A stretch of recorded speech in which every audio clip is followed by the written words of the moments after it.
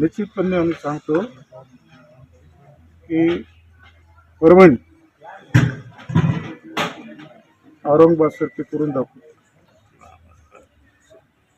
कारण जे आमचे नेते आहेत वरचे फडणवीस साहेब आणि बाकी सगळे सुद्धा, सेंट्रलमध्ये आपलं गव्हर्नमेंट आहे, स्टेटमध्ये जे गव्हर्नमेंट कायम राहिलं, तर आत्तापर्यंत निधी पाहतो मी फार मोठ्या प्रमाणामध्ये युतीनं हा निधी दिलेला आहे.